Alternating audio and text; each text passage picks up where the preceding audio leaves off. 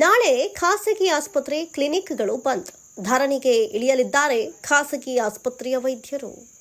August 9ರಂದು ಪಶ್ಚಿಮ ಬಂಗಾಳದ ವೈದ್ಯ ವಿದ್ಯಾರ್ಥಿನಿಯ ಮೇಲೆ ಎಸಗಿದಂತಹ ಅತ್ಯಾಚಾರ ಮತ್ತು ಕೊಲೆಯನ್ನು ಖಂಡಿಸಿ ಆಗಸ್ಟ್ 17 ಶನಿವಾರ ಬೆಳಗ್ಗೆ 6ರಿಂದ ಆಗಸ್ಟ್ 18 ಭಾನುವಾರದಂದು ಬೆಳಗ್ಗೆ 6 ಗಂಟೆಯವರೆಗೆ ಖಾಸಗಿ ಆಸ್ಪತ್ರೆಗಳನ್ನು ಬಂದ್ ಮಾಡುವುದಾಗಿ ಚಿಂತಾಮಣಿಯ ಐಎಂಎ ಅಧ್ಯಕ್ಷ ಡಾಕ್ಟರ್ ಮೆಹಬೂಬ್ ಪಾಷಾ ತಿಳಿಸಿದರು.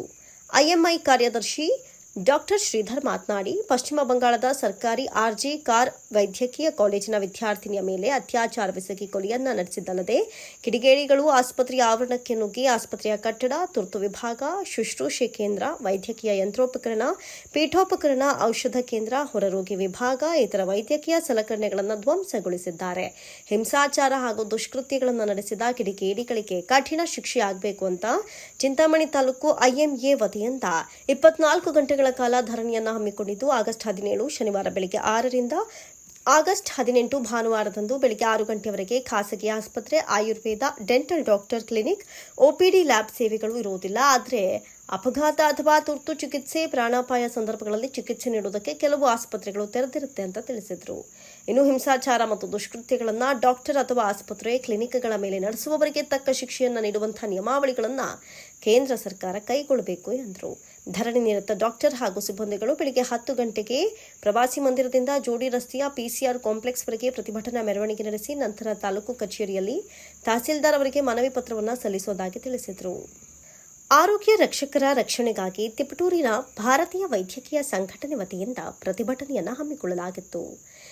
ಭಾರತೀಯ ವೈದ್ಯಕೀಯ ಸಂಘದ ವತಿಯಿಂದ ಇಂದು ನಗರದಲ್ಲಿ ಅಮಾನವೀಯ ಕ್ರೌರ್ಯದ ವಿರುದ್ಧ ಪ್ರತಿಭಟನೆ ನಡೆಯುತ್ತೆ ಅಂತ ಕುಮಾರ್ ಆಸ್ಪತ್ರೆಯ ಡಾಕ್ಟರ್ ಜಿಎಸ್ ಶ್ರೀಧರ್ ತಿಳಿಸಿದರು.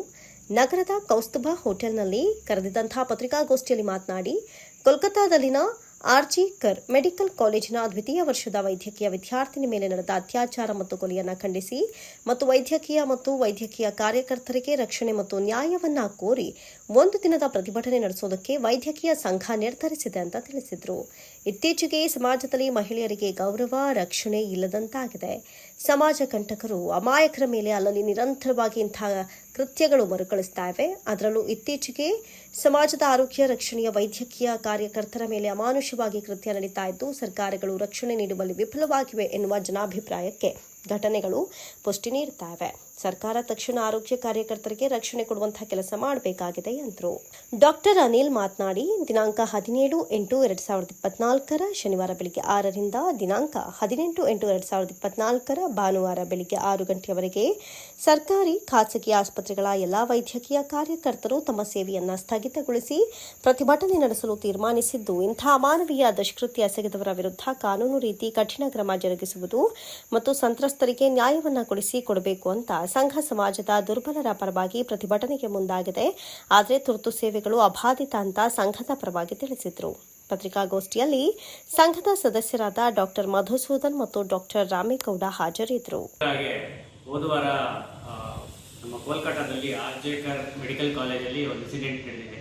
ಅಲ್ಲಿ ಒಬ್ಬ PG ಸ್ಟೂಡೆಂಟು ಲೇಡಿ ಮೇಲೆ ಅತ್ಯಾಚಾರ ಎಸಗಿ ಆಮೇಲೆ ಪ್ರಾಣ ತೆಗೆದಿದ್ದಾರೆ. ಸೊ ಆ ವಿಷಯಕ್ಕೋಸ್ಕರ ಎಲ್ಲ ಕಡೆಯೂ ತುಂಬ ಸ್ಟ್ರೈಕ್ ನಡೀತಾ ಇದೆ.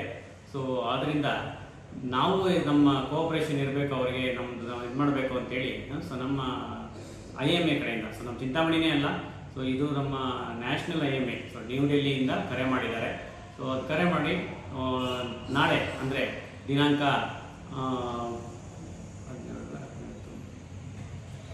ಸೊ ಬೆಳಗ್ಗೆ 6 ಗಂಟೆಯಿಂದ ಮಾರನೇ ದಿನ ಭಾನುವಾರ ಬೆಳಗ್ಗೆ 6 ಗಂಟೆವರೆಗೂ ಎಲ್ಲ ನಮ್ಮ ಸರ್ವೀಸಸ್, ಎಲೆಕ್ಟಿವ್ ಸರ್ವೀಸಸ್, ಸೊ ಆ ಥರದ್ದು ನಾವು ಬಂದ್ ಮಾಡಬೇಕು ಅಂತೇಳಿ ಕರೆ ಮಾಡಿದ್ದಾರೆ. ಸೊ ನಾವು ಅವರ ಕರೆಗೆ ಹೋಗಟ್ಟಿ ನಾವು ಎಲ್ಲ ಆಸ್ಪತ್ರೆಗಳಲ್ಲೂ ಬಂದ್ ಮಾಡ್ತಾ ಇದ್ದೀವಿ. ಕ್ಲಿನಿಕ್ ಆಗ್ಬೋದು, ಆಸ್ಪತ್ರೆ ಆಗ್ಬೋದು, ಲ್ಯಾಬು, ಎಲ್ಲ ಡಾಕ್ಟರ್ಗಳು ನಮ್ಗೆ ಸಹಕಾರ ಕೊಡ್ತಾ ಇದ್ದಾರೆ, ನಮ್ಮ ಚಿಂತಾಮಣಿಯವರು.